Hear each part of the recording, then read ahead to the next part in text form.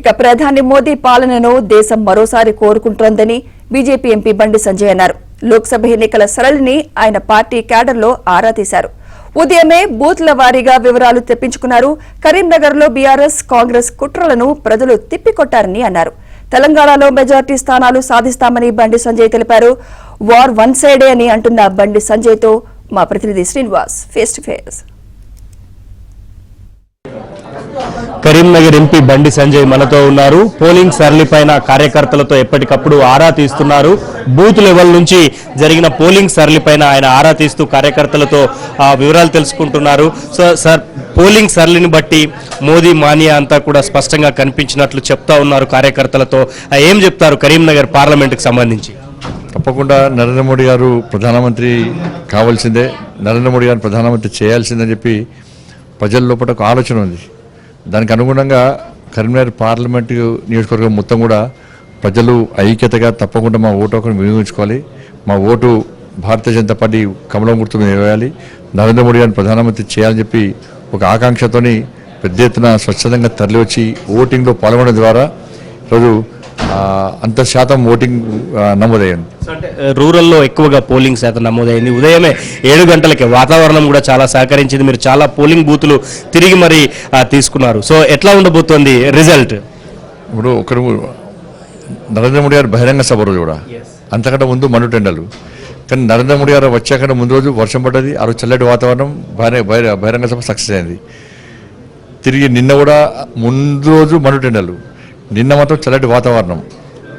లక్ష్యమైంది, ఆకాంక్ష వాళ్ళ ఆలోచన ఏంది, నరేంద్ర మోడీ ప్రధానమంత్రి అని చెప్పి. కానీ ప్రజలందరూ కూడా, గ్రామీణ ప్రాంతాల్లో ప్రజలు కూడా మోడీ గారి యొక్క సంక్షేమ పథకాలను చూసిన తర్వాత ప్లస్ ఈ దేశానికి మోడీ గారి అవసరం చాలా ఉంది, మోడీ గారు ప్రధానమంత్రి కావాల్సిందే అని చెప్పి ఒక ఆలోచనతో ఈ దేశానికి సంబంధించిన ఎన్నికలు తప్పకుండా ఎట్టి బస్సులో ఎవ్వరు ఎన్ని ప్రలోభాలకు గురి చేసినా మా ఓటు మాత్రం నరేంద్ర మోడీ గారికి వేస్తామని చెప్పి ఇలా గంటాపదంగా చెప్తూ వారు ఓట్లు వేయడం కాదు, పరిసర ప్రాంతాల ప్రజలతో కూడా ఓట్లించే ప్రయత్నం చేసినటువంటి వ్యక్తులు ఈ కరీంనగర్ పార్లమెంట్ నియోజకవర్గ ప్రజలు. అందుకే పోలింగ్ భారీ ఎత్తున పోలింగ్ నమోదైంది. మెజార్టీ కూడా పెద్ద స్థాయిలో వస్తుందని చెప్పి ఆశిస్తున్నాం. దేశవ్యాప్తంగా 4 విడతల్లో పోలింగ్ పూర్తయింది. సో ఇంకా 3 విడతల్లో పోలింగ్ జరగబోతోంది. ఎట్లా ఉండబోతోంది ట్రెండ్? ఇప్పటి వరకు జరిగిన ఈ 4 విడతల్లో ఎట్లా ఉంది ట్రెండ్? వారు వన్ సైడ్ లెక్కనే ఇలా భారీ మెజార్టీతోని ఇలా పెద్ద ఎత్తున 400 పార్ అని చెప్పన్నాం. ఎట్టి బస్సులో నరేంద్ర మోడీ గారి ప్రభుత్వం పక్కా కేంద్రంలో ఏర్పడడానికి ఖాయం. ఇప్పుడు జరిగినటువంటి పోలింగ్ సరళి చూస్తే పూర్తిగా భారతీయ జనతా పార్టీకి అనుకూలంగా ఉంది. కరీంనగర్లో, ఈ తెలంగాణలో ఏ విధంగా వాతావరణం ఉందో పూర్తి స్థాయి దేశవ్యాప్తంగా అదే వాతావరణం నెలకొంది. కాబట్టి ఇప్పుడు జరిగినటువంటి పోలింగ్ సరళి పూర్తిగా మాకు అనుకూలంగా ఉంది. జరగబోయే కూడా పూర్తిగా మాకు అనుకూలంగా ఉంటుంది. అందరి లక్ష్యం కూడా భారతీయ జనతా పార్టీ ప్రభుత్వం కేంద్రంలో ఏర్పడాలి, నరేంద్ర మోడీ గారు ప్రధానమంత్రి కావాల్సింది. కాంగ్రెస్ బీఆర్ఎస్ చేసిన విమర్శలను పెద్దగా పట్టించుకోలేదా జనం? మీరు చాలా మంది బూత్ లెవెల్లో కార్యకర్తలతో బీఆర్ఎస్ మీద వ్యతిరేకతతోనే, బీఆర్ఎస్ మోసపూరిత మాటలు నమ్మే ఈ పార్టీ గుండెపాఠం చెప్పాలని చెప్పి కాంగ్రెస్ పార్టీకి అధికారం ఇచ్చారు. కాంగ్రెస్ పార్టీ అధికారంకి వచ్చినాక 100 రోజుల హామీలు నెరవేర్స్తామని చెప్పి నెరవేర్చక మోసం చేసింది.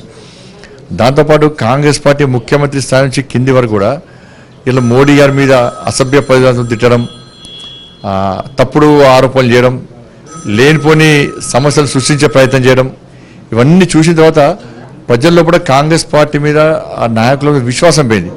అందుకే కాంగ్రెస్ గ్రాఫ్ ఎక్దమ్ పడిపోయింది. మొత్తం కాంగ్రెస్ పార్టీని పట్టించుకునే స్థితిలో ప్రజలు లేరు. కాబట్టి ఇటువంటి స్థితిలో నరేంద్ర మోడీ గారిని ఈ విధంగా వ్యాఖ్యానించడం దాని మీద ప్రజలు పూర్తిగా వ్యతిరేకించారు, దాని మీద చాలా కోపంతున్నారు.